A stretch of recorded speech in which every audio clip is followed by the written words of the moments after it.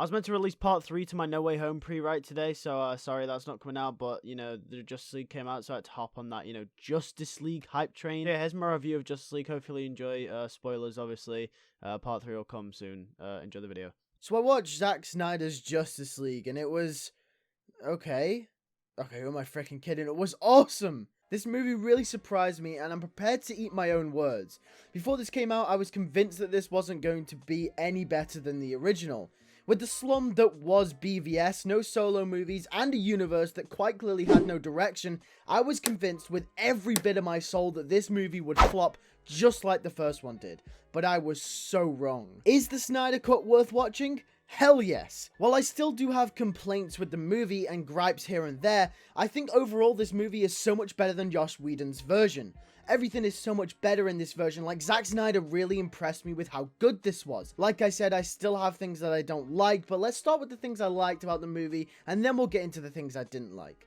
I loved every character in this movie, and they got their moment and their time to shine. Batman put the team together, Wonder Woman fought Steppenwolf a couple times, Cyborg got to split the mother boxes, Barry got to frickin' time travel, and Superman's comeback was awesome, and I felt like it was so rewarded. You may be asking, what about Aquaman? Yeah, well, we'll get to him. I loved that everyone, including Steppenwolf, felt like they had a purpose. Most characters in this film had something to do, and I really loved that. And considering how many characters there were in this film, I'm surprised most of them got their moment to shine. One thing that this movie represents is that studios should let the movie directors do what they want with the content they are given, or else we get Justice League 2017 and not Zack Snyder's Justice League. Honestly, people are eating up the Snyder Cut, and I'm still baffled at why studios just don't allow movies like the Snyder Cut and Avengers Endgame, which significantly have larger runtimes, to be released more often. I know it's mostly because when you release something in theaters, the shorter the movie is, the more times you can play it. But with the rise of streaming services and by the looks of things, the downfall of live viewing cinema because of COVID-19, we could be seeing more films like the Snyder Cut come out due to the popularity this film has gained. Just take a look at the audience rating on Rotten Tomatoes for this film. It's at 97% at the time of recording. Like, what the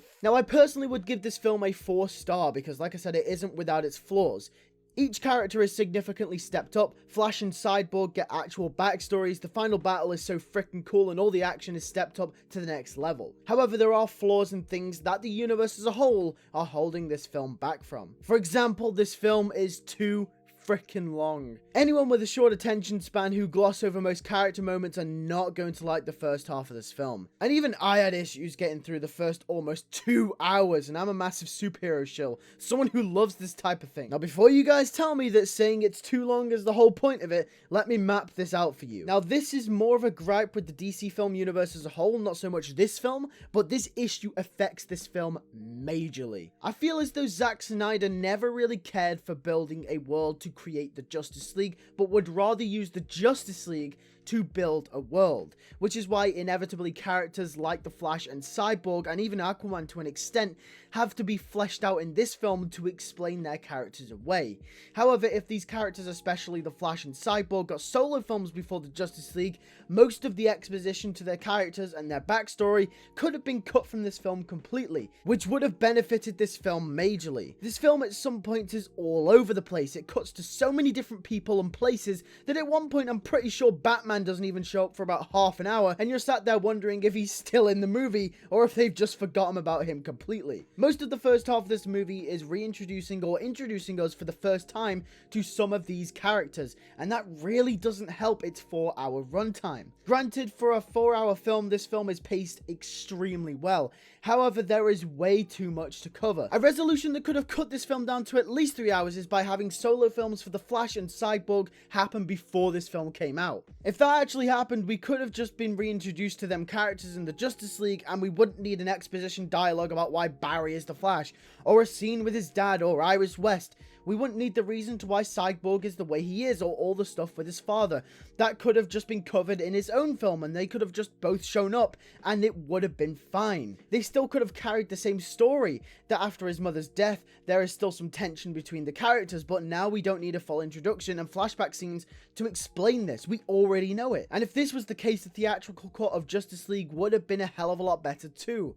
The whole reason the 2017 Justice League was so bad was because we never spent any time with any of these characters, and suddenly we're meant to care about them. I know people compare the two a whole bunch, but imagine if this happened with the MCU. What if, say, they only did an Iron Man and Captain America movie before the Avengers? They'd have to introduce Hawkeye and Natasha, explain how Thor and Loki came to Earth and their characters, and explain Hulk's backstory, all in one movie alongside the events that played out in the Avengers as well. Now that would be still a decent-ish movie if it was 5 freaking hours long. This is why I'm saying the simple issue of Justice League being 4 hours and switching between scenes willy-nilly could have been fixed very simply by just having patience, by just doing solo movies and trying not to compete with Marvel. You know what? If they did that, this movie's theatrical cut would have been the best possible version of this movie we could have gotten, and I stand by that.